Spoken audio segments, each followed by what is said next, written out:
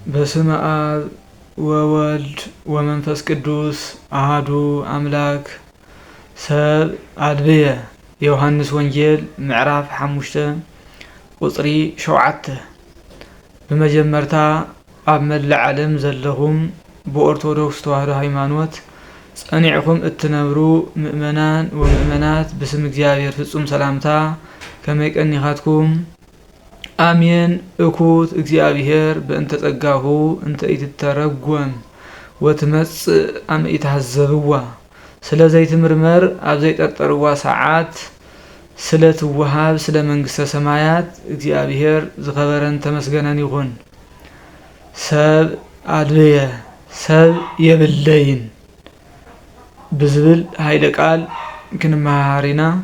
ነቦታትና ነቢያት ሐዋርያት ሊቃውንት ምስጢሩ ጥበቡ ዝገለጸ ንዓናውን ምስጢሩ ጥበቡ ክገልጸልና ናይ እግዚአብሔር አምላኽና ቅዱስ ፈቃዱ ይኹነልና። እንኳዕ ድማ ናብ ጾም 40 ሰሙን ብሰላም ኣብጽሕኩም ኣብጽሕና። እምበኣርከስ ከምቲ ኩሉ ግዜ ዘልመድናዮ መጀመርታ ቅድሚ ናብዚ ኣብ መጀመርታ ጠቕስዎ ጠቕሲ ምእታውና ከም ናይ አቦና ፈልፈለ ማህሌት ርእሰ ሊቃውንት ቅዱስ ያሬድ አሰያይማ ናይ ጾም 40 ሰሙን መጻጉዕ ተባሂሉ ይጽዋዕ። አቦና ቅዱስ ያሬድ ንምንታይ እዩ መጻጉዕ ኢልዎ? መጻጉዕ ማለት ከንታይ ማለት እዩ ዝብል መጀመርታ ንርአ። መጻጉዕ ማለት አመጽጉዓ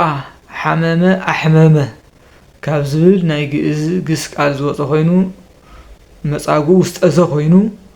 ትርጉሙ ድማ ሕሙም ዝሓመመ ማለት እዩ። ንምንታይ ግን መጻጉዕ ኢሉ ሰይምዎ ዝብል ጥያቄ ክንምልስ እንከለና ድማኒ አቦና ቅዱስ ያሬድ ናይ መጀመርታ ሰሙን ዘወረደ እዩ ዝብሎ። ዘወረደ ከይበልካ ጾመይ ትብል እሞ ምጅምር ዘወረደ ካብ ሰማይ ሰማያት ሙራዱ ነገርና ካብ ቀጽሉ ድማኒ እቲ ዝወረደ እንታይ ገበረ ክንብለን ከልና ድማኒ ዝተፈለየት ጾም ጾመ ቅድስት በልና። ቅድስት ማለት ፍሊቲ ዝተፈለየት ጾም ጾመ በለ። ካብ ቀጽሉ እቲ ዝጾመኸ እቲ ጾመ ድማ እንደገና ናብ ሕድሕድ ምኩራባት እንዳኣተወ ወንጌለ መንግስተ ሰማያት አምሃረ ኢልና ሳልሳይ ሰሙን 4ይ ሰሙን ድማ መድህነ ዓለም ክርስቶስ ከምህርን ከሎ ድውያነ ነፍስ በቃል እግዚአብሔር ጥራሕ ዘይኮነስ ድውያነ ስጋውን መጻጓዓነ ስጋውን ብተአምራት ይፍውስ ከም ዝነበረ ንኽንርዳ ንኽነስታውስ ሊቁ ቅዱስ ያሬድ 4ይ ሰሙን መጻጉዕ ኢሉ ሰይምዎ። ሕዚ ኣብ ሰሙን ዝንታይ ኢና ነስታውስ እንድሕር ዳኢልና ኮይና መጻጓዓነ ስጋ ክርስቶስ ብተአምራት ይፍውስ ከም ዝነበረ ተአምረ ኢየሱስ ማለት እዩ። ክርስቶስስ ተአምራት ይገብር ከም ዝነበረ ንኽነስታውስ እዩ መጻጉዕ ኢሉ ጸዊዕዎ። ንኣብነት አቦና ቅዱስ ያሬድ ካብቲ ጎይታና አምላኽና መድሓኒና ኢየሱስ ክርስቶስ ኣብዚ ምድሪ እዚ ብዙሕ ተአምራት ገይሩ እዩ። ዕውራን አብርሂ እዩ፣ ሓንካሳን ርቲዕ እዩ፣ ለምጻማት ህንጽሂ እዩ፣ ኣጋንንት እውን ውፅእ እዩ፣ ሙታነ ትስኢ እዩ። ቅዱስ ያሬድ ግን ኣብ ናይ ሰንበት መጻጉዕ ጾመ ድጓ ብጣዕሚ ዘድንቆ ነገር ኣሎ። ብጣዕሚ ዘድንቆ ተአምር ማለት እዩ። ንሱ ንርአይ መጀመርታ እንታይ ዝብል አበይተ ሃይላተ ገብረ ኢየሱስ በዕለተ ሰንበት እንኩሉ ዘየአቢ እነግር ዘገብረ ጽውር የአውር ህያወ አይነ ውእቱ ሰዋረቀ ምድረ ወገብረ ጽውረ ወቀብኦ አዕይንቲሁ ለዘውሩ ተወልደ ወአህየወ ተአምረ ገብረ ኢየሱስ በዕለተ ሰንበት አበይተ ኃይላተ ገብረ ኢየሱስ በእለተ ሰንበት ኢየሱስ ማለት ፈውስ ማለት እዩ ጎይታና ኢየሱስ ክርስቶስ በሰንበት መዓልቲ ዓበይቲ ኃይላት ማለት ድንቅ ተአምራት ገበረ እንኩሉ ዘየአቢ ነግር ዘገብረ ካብ ኩሉ ዘድነቀኒ ግን ይብል ቅዱስ ያሬድ ካብ ኩሉ ዘድነቀኒ ዝረቀቀኒ ዓብይ ነገር ክናገር ይደሊ እየ ንስው እንታይ እዩ ኢሉ ክገልጽ እንከሎ ውእቱሰ ወረቀ ምድረ ወገብረ ጽሁረ ናብ መሬት እንትፍ ኢሉ አጨቂው አጽይሩ ጽሁር ገይሩ ነቲ ኣብ ዮሐንስ ወንጌል ምዕራፍ 9 ንረክቦ ዘእውር ተወልደ ካብ ዝውለደ ትሒዙስ ምንም ናይ ዓይኒ ምልክት ዘይነበረ ሰብ እንትፍ ኢሉ ናብ መሬት ጭቃ ገይሩ አጽይሩ ዓይኑ ቀብኦ አሕና ንፈልጥ ግን ብሰብሰውኛ ግን ብናይ ሰብ አነጋግራ ብናይ ሰብ ይትባሃል ግን ጽውር ይዓውር ህያወ አይነ ጭቃ ጡዒን ዝነበረ ዓይኒ ክዕውሮ ኢና ንፈልጥ ክዕውር ኢና ንርኢ ንሱ ግን ብጭቃ ገይሩ ዝዓወረ ሰብ አድሓነ አሕየወ ብጣዕሚ ደንቀኒ ይረቀኒ ቅዱስ ያሬድ ጠቂሱ ወቀው አይንቲዩ ለዘእውር ተወልደ ነቲ ካብዙ ከምታ አንተ ወልና ካብዙ ለደት ሒዙ ዕውር ኮይኑ ዝተወለደ ናብ መሬት እንትፍ ኢሉ ጭቃ ገይሩ አጽይሩ ዓይኑ ቀብኦ አሕና ንፈልጥ ግን ጭቃ ዓይኒ ዕውር ዳንበር ጭቃ ዓይኒ ኸጥዒ ኣይንፈልጥን ንሱ ግን ናይ ባህሪ አምላክ ኩሉ ዝካአለ እዩ ሞ ሳእኖ ነገር የለን ሞኒ ብጭቃ ገይሩስ ዓይኒ ዝዓወር ዓይኒ ፈወሰ አጥዐየ አብረኸ ኢሉ ቅዱስ ያሬድ ይናገር ካብዚ ንርድኦ እንታይ እንድሕር ዳኢልና ኮይና ቅዱስ ብርግጽ ምሳይነስ ክንሪእን ከለና ምሳይነስ ክነነጻጽሮን ከለና ሳይነስ ተጠንቀቁ ናብ ዓይንኩም ሓመድ ከይኣትወኩም ምክንያቱ ሓመድ መነጸር ግበሩ እዩ ተመልከቱ ናይ እንድሕር ዳ እምነት ሃሊካ ኮይኑ ግን ጭቃውንስ ዓይኒ የጥዕ እዩ ጭቃ ንጭቁ ግን ታራ ጭቃ ዘይኮነስ ኣብ ማይ ጸሎት ዝርከብ ጭቃ እምነት ኢልና ንጽውዐሎ ንሱ ቀቢእና ካብ ዝተፋለ ደዌ ስጋ ክንድሕን ምዃንና ማይ ጸሎት ከም ዘድሊ ነዚ እውን ኣብ ዮሐንስ ወንጌል ምዕራፍ 9 እኮ ክርስቶስ ታይሊ ዝበሎ ነቲ ዘእውር ተወልደ ናብ መሬት እንትፍ ኢሉ ጭቃ ገይሩ አጽይሩ ምስ ቀብኦኮ ሁር ተሓጸብ በምጥማቃተ ሰሊሆም ከይድካ ኣብ ፈሳሲ ማይ ተሓጸብ እዩ ዝበሎ እዚ እግረ መንገዱ ንስኻትኩም እውን ዝዓወርኩም ዝሓንከስኩም ዝሓመምኩም ናይ ውሽጢ ሕማም ደዌ ዘለኩም ኪዱ ናብ ማይ ጸሎት ኪዱ ከይድኩም ተቀብኡ ተሓጸቡ ክብለና እንከለ እዩ ስለዚ ማይ ጸሎት ከም ዘድሊ በዚ ንርዳ ማለት እዩ ሊቁ ቅዱስ ኤፍሬም ሶርያዊ እውን ዝነገር ብጣዕሚ የድንቆ እንታይ ይብል ጎይታ ኢየሱስ ክርስቶስ ንስኻ መፍቀሪ ሰብ ኢኻ ፈታዊ ሰብ ኢኻ ፈታዊ ሰብ ምዃንካ ድማ መጀመርታ ጥንቱ ንሰብ ክትፈጥሮን ከለኻ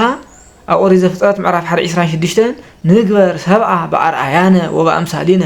ሰብ ብምስልና በአርአያና ንፍጠር ኢልካ ብምስልኻ በአርአያኻ ኢኻ ሰብ ዝፈጠርካ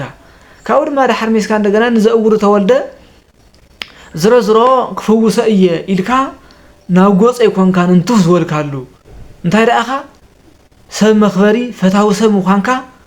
ግን ናብ መሬት መጀመርታ እንትፍ ኢልካ ጭቃ አጽቢርካ ኢኻ ዝቀዋእኻዮ እምበር ናብ ጎፁ እንትፍ ይበልካሉን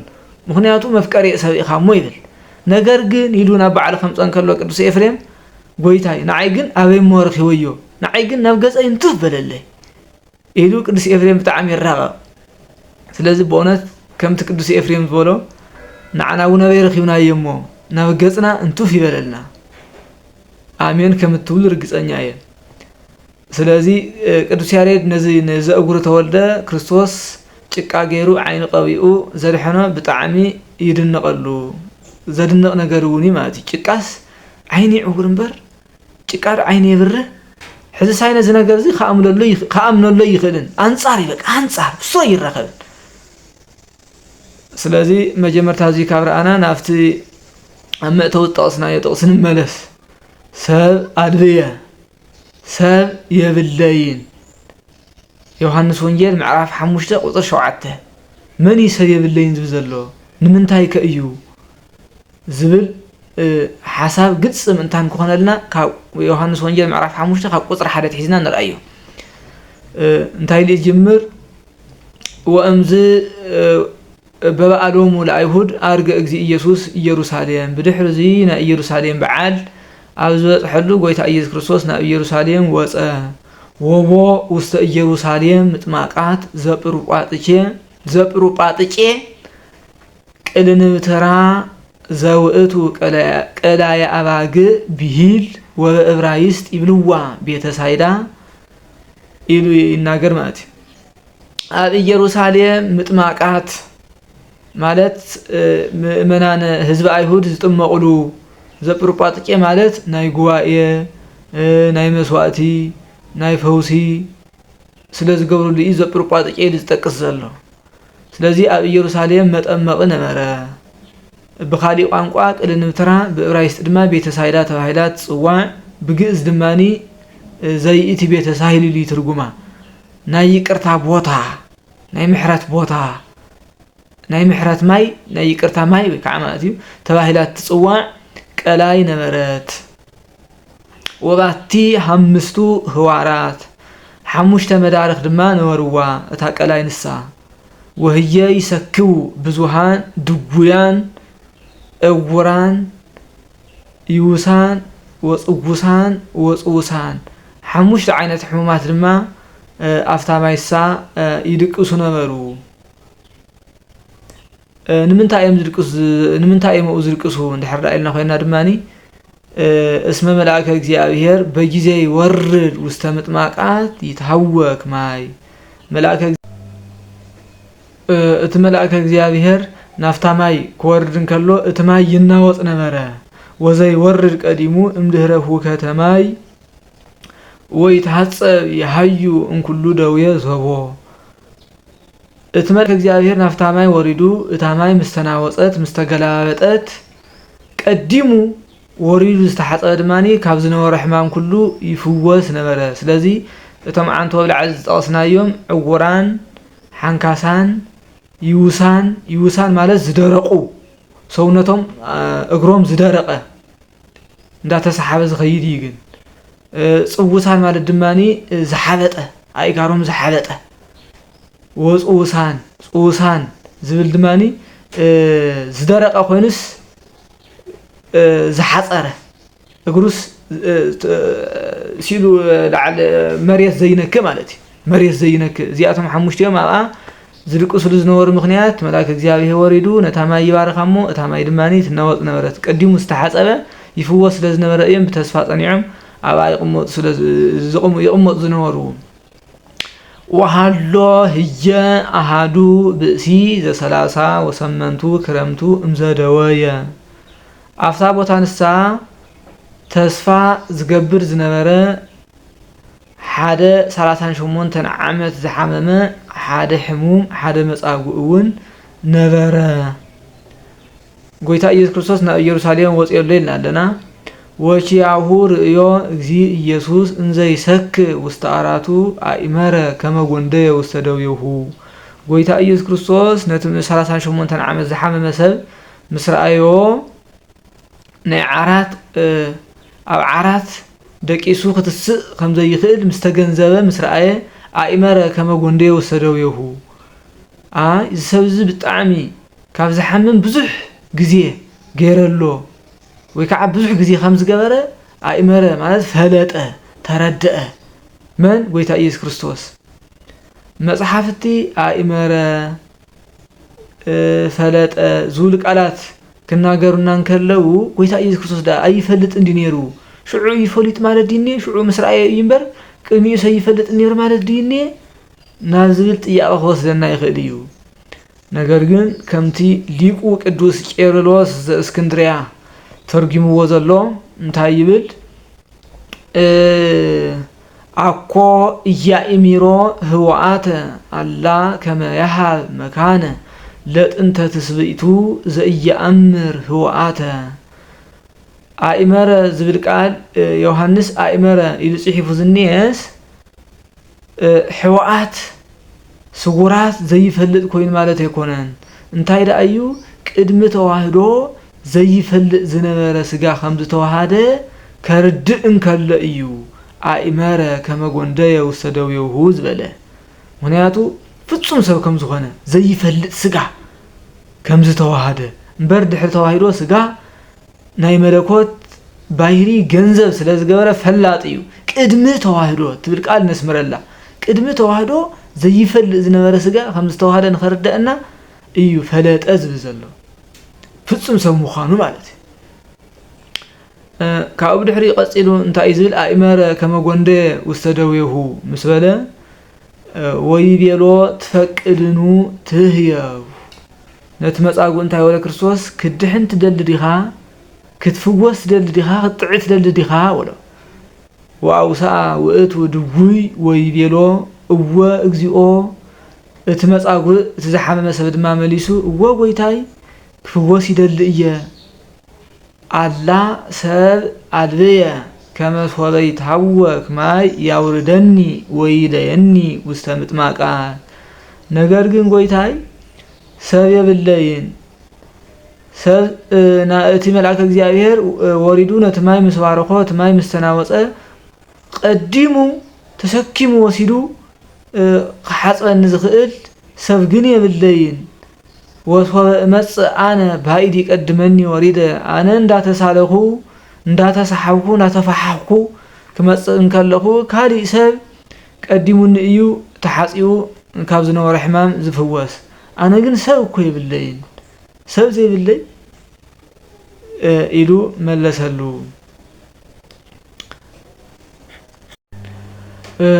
ወይቤሎ እግዚ ኢየሱስ ተንስ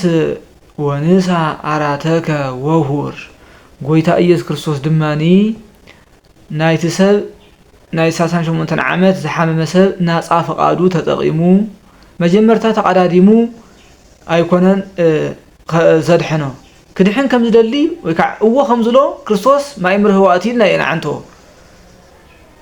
አቀድመ ቢሉ ዝፈልጥ አምላኽ እዩ ናይ ባሕሪ አምላኽ እዩ እዎ ከም ዝሎ ክድሕን ከም ዝደሊ ይፈልጥ እዩ ነገር ግን ትፈቅድ ንትህየው ክድሕን ትደሊ ዲኻ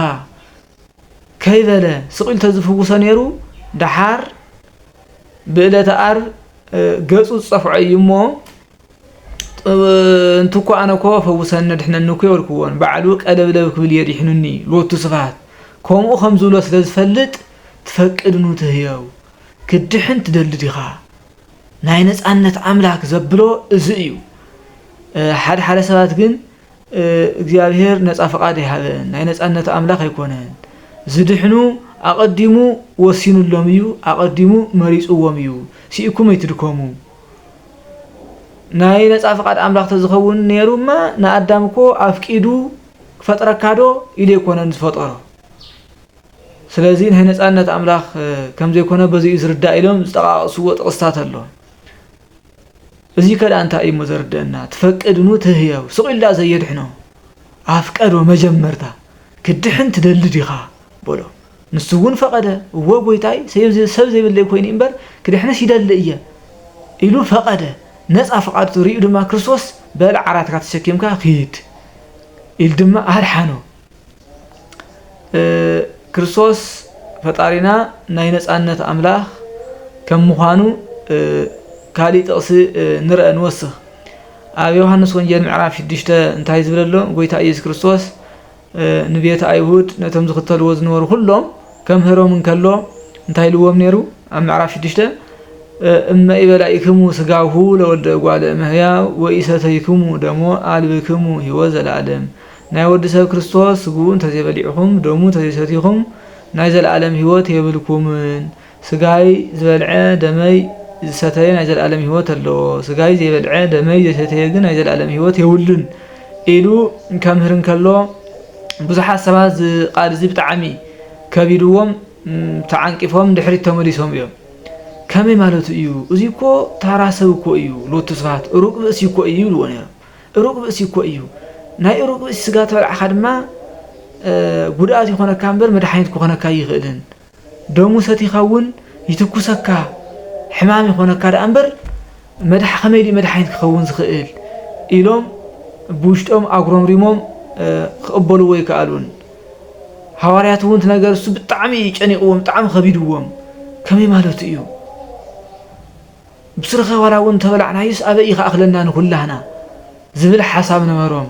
كريستوس انت إزولهم أنتموني تفقدونو تهورو نسخاتكم ون كم بيتا أيهودو أقولهم ليكم تكودوا الدليل لكم يخم تكودوا نحد على لكم كيدو أنا قد ديكم كن زخت لكم زلقو نصاف قاركم إني نصاف قار إنيكم يو نصاف قاركم تتعينكم تكودوا تخليكم زبل قال مستناجرهم قدس بيتروس تعيز بلو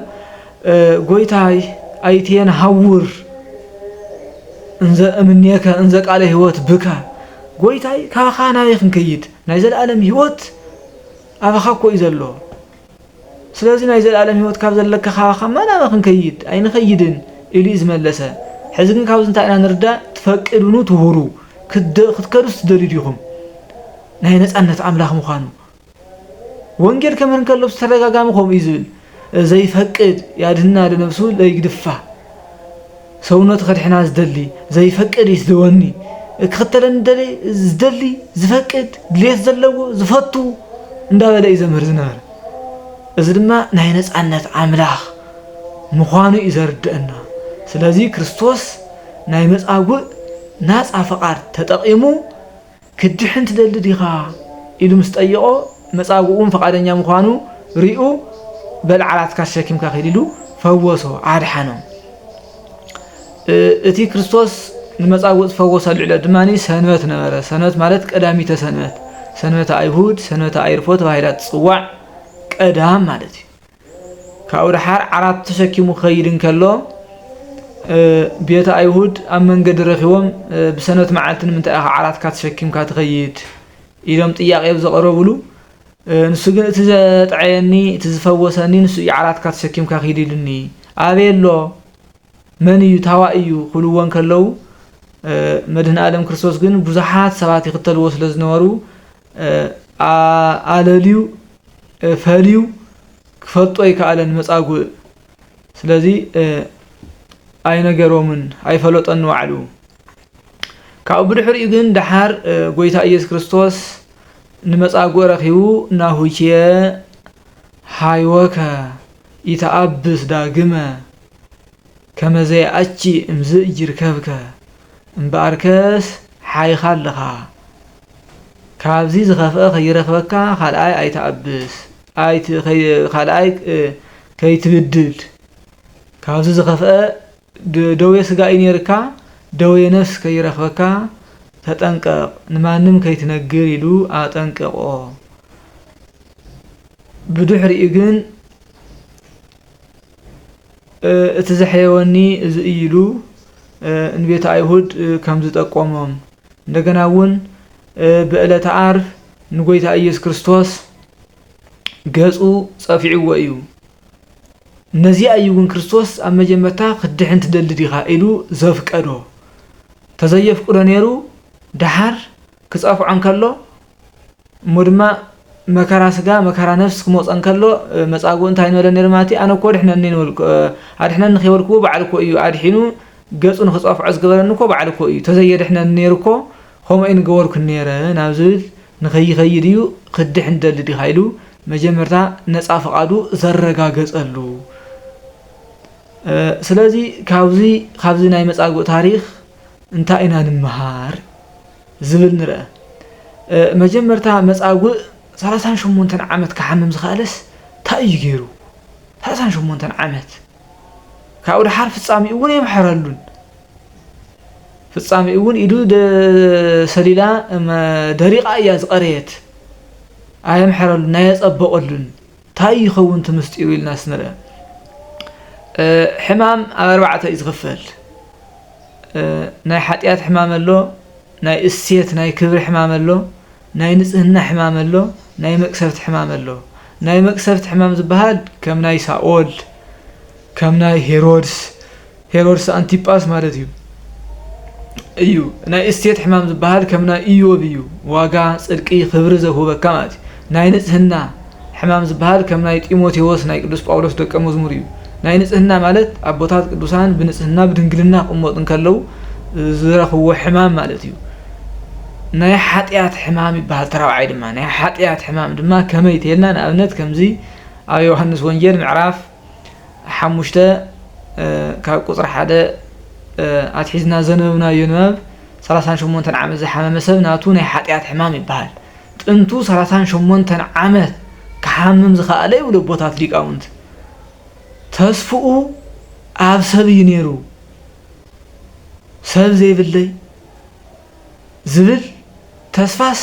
ኣብ እግዚአብሔር ዘይኮነ ነይሩ ተስፉስ ኣብ ሰብ ከም ዝነበረ ተስፍኡ በዚ ሓጢያት ተቆፂርዎ ድማ 38 ዓመት ኣብ ዓራት ደቂሱ ነበረ ፍጻሜ እውን ድሓር እውን ክርስቶስ ክጸፍዕ ዝኣተወ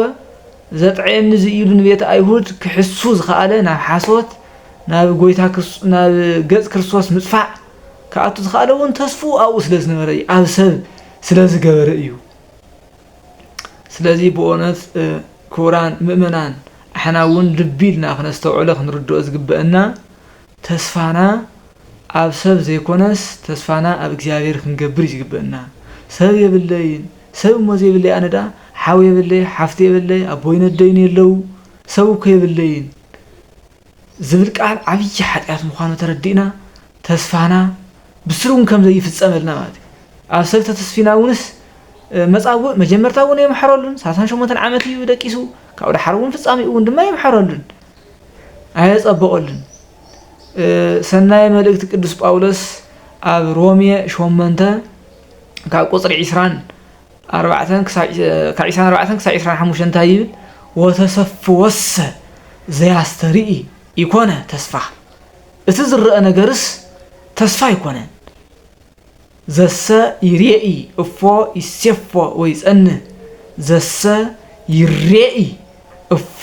ይሴፎ ወይ ጸንህ እቲ ዝረአ ነገር ደኣ እንታይ ተስፋ ክትገብረሉ እቲ ዝረአ ነገርማ ጨቢጥካየኒ ኢኻ ገንዘብ ጌርካየኒ ኢኻ ሒዝካዮ ኢኻ ተስፋ ዝግበሮ ነገር ኣይኮነን ወእም ከመሰ ንሴፎ ዘእያስተርኢ ይተዓወቕ ትዕግስትነ እቲ ዘይረአ ነገር ተስፋ ክንገብር ከለና ግን ትዕግስትና ሽዑ እዩ ዝፍለጥ ዘይረአ ነገር ዘይጭበጥ ነገር ዘይረአ ነገር ዘይጭበጥ ዝበሃል ዘሎ መን እግዚአብሔር እዩ ነቲ ዘይረአ ኣምላኽ ሓንቲ መዓልቲ ርኢናይ ዘይንፈልጥ ኣምላኽ ግን ንሱ ክረድአና እዩ ክህበና እዩ ካብ ደዌ ስጋና ክፍውሰና እዩ ናይ ዘለኣለም ህይወት ክህበና እዩ ኢልና ተስፋ ክንገብረን ከለና ሽዑ እዩ ትዕግስትና ዝፍለጥ ዕጉሳት ምዃንና ሽዑ ይፍለጥ ከመ ተሰፈውናሁ ወቆምነ በእንቲአሁ ብኡ ከም ዝኣመና ብኡ ተስፋ ከም እንገብር ነቲ ዘይረአ ኣምላኽ ተስፋ ክንገብር ከለና ሽዑ እዩ ትዕግስትና ዝፍለጥ ስለዚ እቲ ዝረአ ነገር ቁም ነገር የብሉን ብዝረአ ነገር ተስፋ ይትግበሩ ኢሉ ቅዱስ ጳውሎስ እውን ይመኽረና እዩ ከምኡ ተመሳሳሊ እውን ኣብ ካልኣይ ቆሮንቶስ ምዕራፍ 4 ካብ ቁጽሪ 17 ሒዝና ክነንወን ከለና እንታይ ይብል ምጅምር ልዕል ኢሉ ካብ ቁጽሪ 16 እንታይ ይብል ስለ ዝመፀና መከራ ኣይንሰቀቕ ኣይሰልችወና መከራ ንቀበል ይብል እሞ ኣብ ቁጽሪ 17 እንታይ ይብል እስመ ሕማምነ ዘለሰዓት ቀሊል ክብረ ወስብሃተ ኣፈድፊዶ ይገብር ለነ መከራ ካብ ምቕባል እንድሕሪት ኣይንበል መከራ ንክንቅበል ኣይሰልችወና ምክንያቱ እታ ንእሽተይ ብዝምድብ ዝንቅበላ መከራ እኮ ብዝበለፀ ብዙሕ ክብሪ እያ እትህበና እሞ መከራ ምቕባል እንድሕሪት ኣይንበል ኢሉ ካብኡ እንታይ ይብል እስመ ዘያስተርኢ እስመ ኢንሴፎ ዘያስተርኢ ኣላ ዘእያስተርኢ ምክንያቱ መከራ ካብ ምቕባል እንድሕሪት ኣይንበል ዝብለኩም ዘለኹ እኮ ናህና ተስፋና እኮ እቲ ዝረአ ዘይኮነስ እቲ ዘይረአ ኢና ተስፋ ንገብር እሞ ዘይረአ ዓስቢ ኣለና ዘይረአ ኣምላኽ ዘይረአ ዓስቢ ክህበና እዩ ኢልና ኢና ተስፋ ንገብር እሞ ብዝረአ ነገር ተስፋ ከይንገብርማ እስመ ዘያስተርኢ ዓለም ሓላፊ ውእቱ እቲ ዝረአ ዓለም ሓላፊ እዩ ሰብ እንተኾነ ብሰብ ተስፋ ከይንገብር ሰብ ሓላፊ መዋቲ እዩ ንዋዕሉ ዝህቦ ይደሊ ንዋዕሉ ዝገብረሉ ይደሊ ንምንታይ ኢኹም ብሰብ ተስፋ ትገብሩ ወዘሰ እያስተርኢ ዓለም ወዘእያስተርኢ ዓለም ቀዋሚ እስከ ለዓለም ውእቱ እቲ ዘይረአ ዓለም ግን ዘለዓለማዊ እዩ እስከ ዘይብሉ እዩ እሞ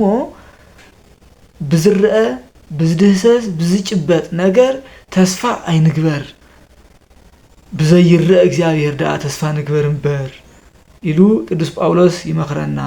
ስለዚህ መጻጉዕ 38 ዓመት ከሐምም ዝኸኣለ ተስፍኡ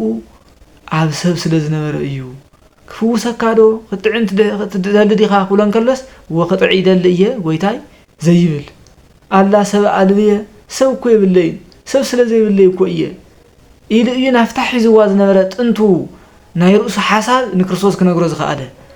ተስፍኡ ሰብ ስለ ዝገበረ ድማ 38 ዓመት ሓመመ ፍጻሜኡ እውን ኣየጸብቆልን ኣየምሐረልን ስለዚ ብእውነት ኣሕና እውን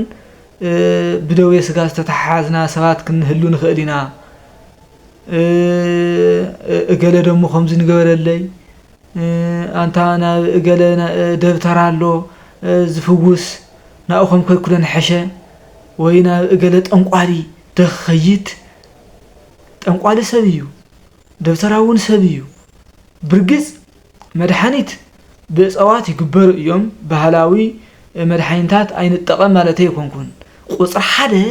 تسفانا خون زقبون هذا تنقالي فتسون كن كيدا يقبلنا نارات إن إرمياس بأسوات كيرم دواني فوسني يرم يوم عندنا جزايرون نوح على الشح مدحنيت كأسوات كم زركوا نجروا وأيو رديوا وأيو لبيلنا إحنا استوعبنا زقبلنا لكن أنا أسوات أيدين مالتي يكون تسفانا أبسط أين جبر قال دفتراز تفعلي أميمه فوسن إيو قالت أنق علي خمس جيرو يفوس إيو أنت أي حمامة يكبسرو إلنا عند حتى تسفان قبر كوينا كسحب حزي زي تفوسنا اللون مستيرو زي كخوني خزبل حساب لني وهنياتو تسفانا بسبينا غيرنا موني سلازي كنفو دويس كاب دويس غانا ون كنفوس نزل العالم هوت ون كنركب عند حتى أخوينا تسفانا ኣብ እግዚአብሔር ይኸውን ዝግብኦ ልበ ኣምላክ ዳዊት እውን ናይ ወዲ ሰብ ተስፋ ብእግዚአብሔር ዳእምበር ብሰብ ክኸውን ከም ዘይግብኦ ብስፍሓት ይናገር እዩ ሊቁ ቅዱስ ያሬድ ድማ እንደገና ናይ ልበ ኣምላክ ዳዊት ብዜማ ኣብ መስተጋብእ ከዚሞን ከሎ እንታይ ይብል ሃበነ ረድኤተ ለምንዳቤነ وكنتو تأمنوا بسبب هبنا رديئة لمن دابينا قويتا اكزيابير نشقرنا نمكرنا نحمامنا فوسي محرات هبنا وكنتو تأمنوا بسبب مؤمن خنتو ايومو قم نقر يولنمو لوط يولنمو بأخا أميننا لنا نسخدماني أما كارنا جزية أحمامنا جزية ردأنا رديئة هذنا محرات هذنا يقول بأملاك داود بسبب مؤمن كنتو إيو ترجم يقولن لوط يقولن بتأمق على مؤمن كنتو إيو بستفع على أقابيان سرعي مؤمن كنتو إيو مجمر تاجن بونة مؤمنان كعب على جمير تايس أجمل لنا مجمر كدمنا ما يتقولت ممسانا كدمنا بجاير مودعنا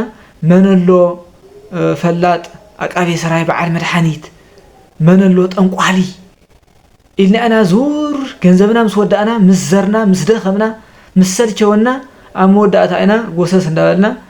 نبيت كريستيان نمس إمنتنا خندينا قرر مخانو بونت تاينا نزقب أن ردوء لأي آمينوته قويتاي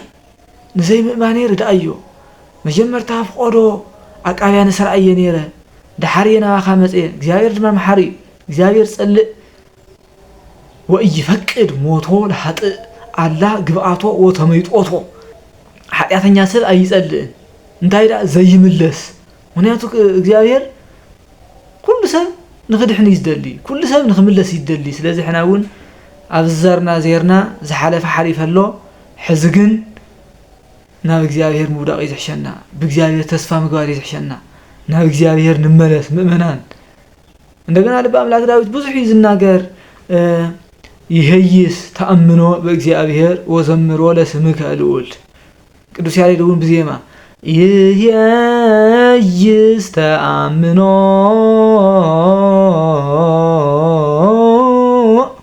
በእግዚአብሔር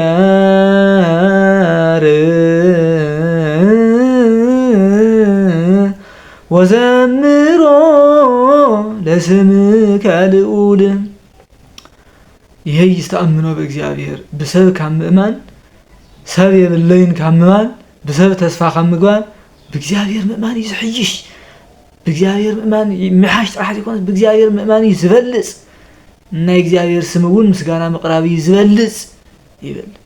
ይሄይ ዝተአምኖ በእግዚአብሔር እንተአምኖ በእጓለመ ህዝብ ዘእግዚአብሔር አምላኩ ወተኩልቱኒ ላይ ለእግዚአብሔር አምላኩ ተኩልቱ እምነቱ ተስፉ በእግዚአብሔር ዝኾነ ሰብ ንኡድ ክቡር እዩ كمن خمي بإግዚአብሔር استأمن ምክንያቱ እግዚአብሔር ገባሬ ኩሉ ፈጣሪ ኩሉ እሞ ዘገብረ ሰማይ ወምድረ በእግዚአብሔር ክትተአመኑ ለኩም በእግዚአብሔር ዘአመነ ንኡድ ክቡር እዩ ክብልን ከለኹስ ሰማይ ምድርን ዝፈጠረያ ንሱ እዩ ወባሂረ ወኩሎ ዘውስቴታ ባሕር ዝፈጠረ እሱ እዩ ኣብ ውሽጢ ባሕር ዘለው ዝፈጠረ እሱ እዩ ኩሉ ነገር ዝገብር ንሱ እዩ እሞ በእግዚአብሔር ዘአምን ሰብ ንኡድ ክቡር እዩ ኢሉ ልበ አምላክ ዳዊት እውን ብስፍሓት يمهرنان يردئنان سلازي حزب كريستيان احنا كاب زلنا دوي سغا كاب خنفوس ندحر دا خوينا تسفانا امنتنا وصرا حدا بእግዚአብሔር يخنغبر زغبئنا ነገር ግን ዋላ ተስፋና በእግዚአብሔር ገርና እግዚአብሔር ካብ ደዌ ስጋና ዘይክፍውሰና ይኽእል እዩ ፈውስ ዘይክንረክብ ይኽእል ኢና ነገር ግን ፈውስ ስለዘይረከብና እግዚአብሔር የለን ናምባርክ ከይድ ግን ይግበናን ምክንያቱ ሓደ ሰባት በቃ ካፍት ዝነበሮም ሕማም እንድሕዳት ተፈዊሶም አይ እግዚአብሔር የለን ማለት እዩ ትክክለኛ አምላክስ ናይ ፕሮቴስታንት አምላክ ማለት ይኔ ንሳቶም ይፍውሱ እዮም እገለኮ ኦይድኮ ይተፈወሰ እገሊትኮ ፓስተር እገለኮ ይፈወሳ ኢሎም ሰአን ምፍዋሶም አይተፈወስናንሞ ማይ ጸሎት አይሰርሐልናንሞ ኢሎም ብዙሓት ሰባት ካብ ቅዱስ ቤተ ክርስቲያንና ይወጹ እዮም ምእመናን ፈውሲ ናይ ስጋ ዳንበር ናይ ነፍስ ይኮነን ፈውስና ድህነት ዝባሃል ትምህርት አለው ቅዱስ ቤተ ክርስቲያን ፈውስ ማለት ብስጋኻ ክትድሕን ከለኻ ኢኻ ድህነት ዝባሃል ግን ብነፍስኻ ክትድሕን ከለኻ ኢኻ ስለዚ ፈውሲ ንዝኣመኑን ንዘይኣምኑን ዝግበር አፍዓዊ ምድራዊ ግዝያዊ እዩ ተተፈወስና እሰዮ ተዘይተፈወስና እግዚአብሔር የለን ማለት ዲኒ አንተ እኮ ተናገርና ኢና ናይ እስቴት ዝባሃል ሕማም አለው እግዚአብሔር ክፉሰና ዘይካለኮ እቲ ሕማምና ክብሪ ጸጋ ዘሁበና መንግስተ ሰማያት ዘውርሰና ስለዝኾነ እዩ ካብ ሕማምና ዘይፈወሰና ኢልና አና ከነአምን ዝግበአና እንበር እግዚአብሔር የለን ኢልና ካብ ቅዱስ ቤተ ክርስቲያን ክንወጽእ ይግበአና ኣብዚ ዓቢ ነገር ትዝብለና ኣሎ ኣብ ትንቢተ ዳንኤል ምዕራፍ 3 ካብ ቁጽሪ 17 18 ታይ ዝብለሎስ ናቡከደነጾር ንሰለስቱ ደቂቅ نعنانيا نأزاريان ميسائيل نافتنس نافتنس خا زقوم كايو مسلي اين سجدن مخنياتو كابتنس خا 40 ساعات امت لعل زندد اتون اسات اداري خايزنيها كاو خلحنا زغل املاك لنا ايو ولا كو ايدحنا نسخا بزقوم كايو مسلي اين امنن الهم يمصنعو ሃይማኖት ማለት ዝይ ምእመናን ولا كويد حننا بأخا أين أمنن مخنياتو سلسة دقيق اتي ناي سغا فوسي غزياوي افعاوي مخانو ترديو منيو كاو بزي مدحانهم كام ناي زلالم هيوت نصا زخونلو كام ناي زلالم هيوت زوصلو منقد سلازيله سلازتردو تدحننا سيو تزيدحنناون بأخا أين أمنن ስለዚህ حناون دوي ስጋ خنبرنا يخدي تتفوسنا السيو زي تفوسنا خ እግዚአብሔር የለና ማርክን ከይት አይግባን ምእመናን አብዚና አበው እንታይ ዝብል ታሪክ አሎ ሓደ ቦኔሮም ንሰብዓ ዓመት ዝኣክል ብሕማም ተሳቀዩ 7 ዓመት ዝሓመሙ ብድሕሪኡ 7 ዓመት ምስ ሓመሙ ጎይታ እግዚአብሔር መጽዩ ኣብ ሰማዓ ብምሕረት መጾም ኣብ 7 ዕድሚኦም ኣብ 7 ዓመቶም ካብ ዝሓሙ ማለት እዩ ፈወሶም ካብ ድሓር እተመቦ ንኽልተ ሰሙን ሱባኤ ኣተው ኣብ መወዳእታ ሱባኤኦም ድማ እግዚአብሔር ተገለጸሎም ፈታውየ እንታይ ደሊኻ ንምንታይ ጸዊዕኻ እንታይ ክገብረልካ ክብሎም እንከሎ ንሶም ታይም ዝብልዎ ጎይታይ ከመይ ክትጸልአን እንከለኻ ኢኻ يقربلني لقوامين من تحريكاني مصحف እኮ ልበ አምላክ ዳዊት አብ መዝሙር 31 ቁጥር 8 ኢትኩኑ ከመፈረስ ወበቅል ለአልወሙ ልብ አእምሮ ልብዎ ከምዘይብሎም ከም ፈረስ ከም በቅሊ አይትኹኑ እለ በህሳድ ወበልጓም ይመይጥዎሙ መላትይሆሙ ብልጓም ገይሮም ካብ የማን ናብ ጸጋም ካብ ጸጋም ናብ የማን እዮም ዝምልስዎም ስለዚ አእምሮ ልብዎ ከምዘይብሎም ፈረስ በቅሊ አይትኹኑ ይዝበለ ስለዚ ጎይታይ ንምንታይ ሕማም ይሕዲካኒ ኣነኮ እቲ ንሰብዓ ዓመት ዝኣክል ሓሚመዮ ዝነበርኩ ሕማም እኮ ካብ ጸጋም ናብ የማን ዝምለሰሉ ልጓመይ እኮ እዩ ኢሎም ሕማሞም ኣመለሱ ዝብል ታሪኽ ኣሎ ስለዚ ካብዚ ንርድኦ ምእመናን እንታይ እንድሕር ኢልና ኮይና ኣሕና እውን ከቢድ ሕማም ሓሚምና ክንከውን ንኽእል ኢና